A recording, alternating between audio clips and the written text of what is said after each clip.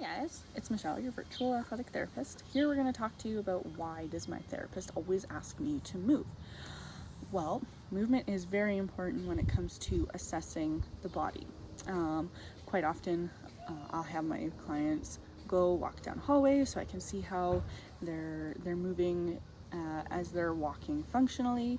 A lot of the time I'll also do a squat pattern if it's a lower body sort of injury that we're working with, or even if it's a shoulder, we'll probably just go through normal ranges of motion. Sometimes a push-up is what I like to look at for that too. How are they loading that joint? What is the response?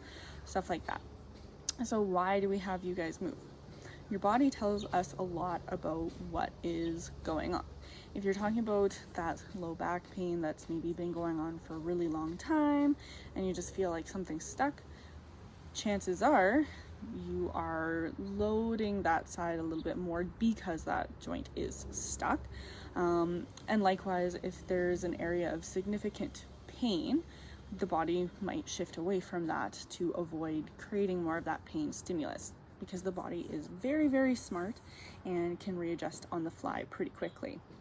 So that's why when I, look at a squat, if someone's been saying, oh, it feels like my hip is like really, really tight, it feels really locked in there, we look at that, and quite frequently I do find that they do load into that side a little bit more.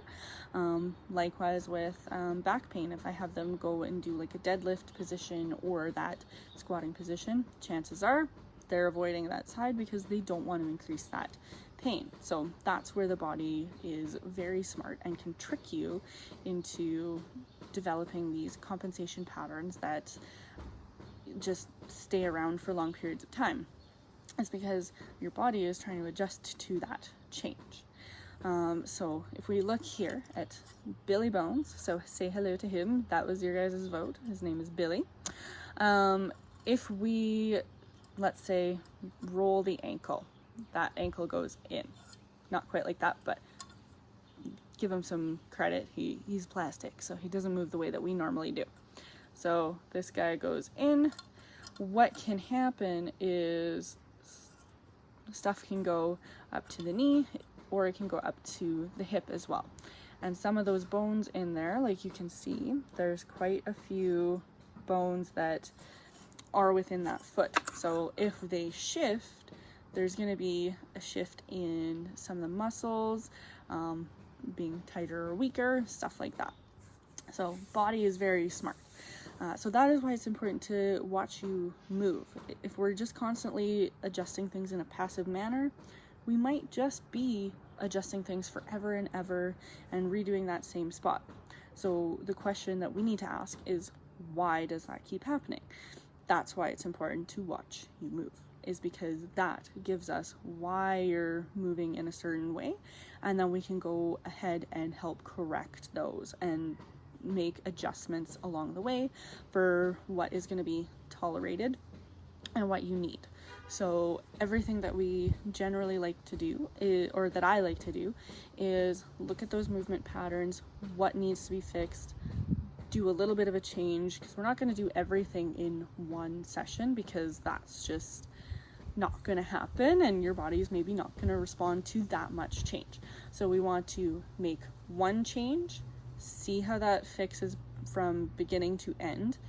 Maybe we'll work on another area as well, and then see if that fully helps that change. Now, because that compensation has probably been there for a while, probably not going to get it all in one session. That's why we generally make a plan and put notes for, okay, we've done this was the change, okay, now we can look at this area, so that we can help clear up that compensation pattern. And that could have started all the way from that ankle, probably was just a little tweak, went in, and it just, without getting the work done on that back then, is traveled up, and now it's in a different area, and vice versa. So that is why we say the body is very smart. It'll change things on the fly. Probably we're not always knowing that it did that.